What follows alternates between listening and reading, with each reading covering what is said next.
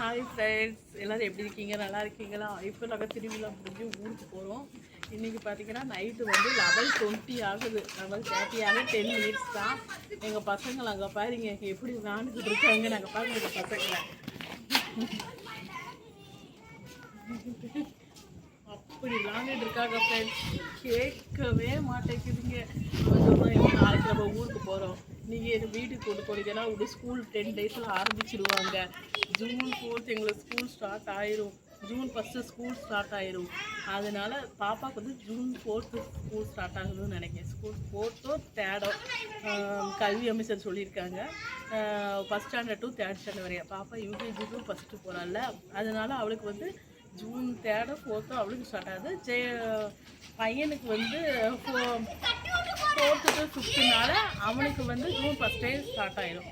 அதான் இவன் June 1 start ஆயிடும். இன்னும் 10 டேஸ் தான் லீவு. நான் இன்றைக்கி ஃபுல்லாக விளையாடுவேன். தொந்தரவு பண்ணாதீங்கம்மா அப்படிங்க. 1 o'clock வரையும் விளையாடுவேன். நீங்கள் என்ன பண்ணுவீங்களோ பண்ணுங்க, உட்காரிங்க, எங்களால் நடங்க, வாக்கிங் போங்க, என்னாலும் போங்க.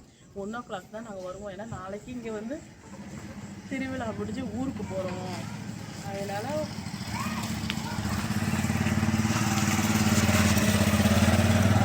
திருவிழா முடிஞ்சு ஊருக்கு போகிறோமா, அதனால் 1 o'clock வந்து நாங்கள் வந்து தூங்குவோமா அப்படின்னு பையன் சொல்கிறான். நானும் ஓகேன்னு சொல்லியிருக்கேன்.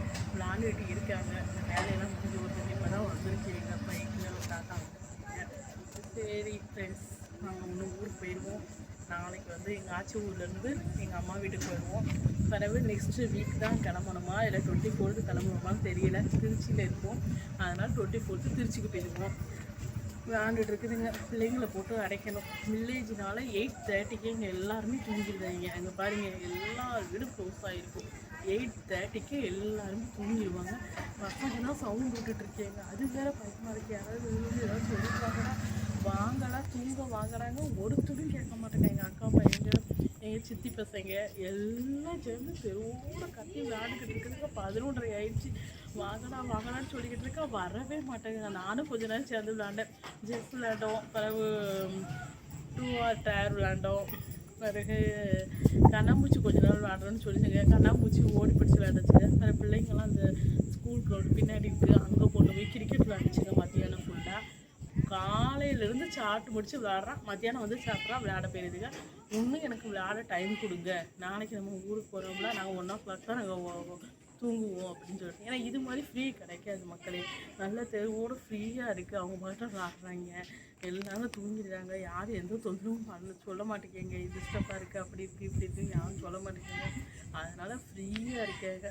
நாங்களும் விட்டுட்டோம், என்னமோ பண்ணுங்க அப்படின்னு சொல்லிட்டு.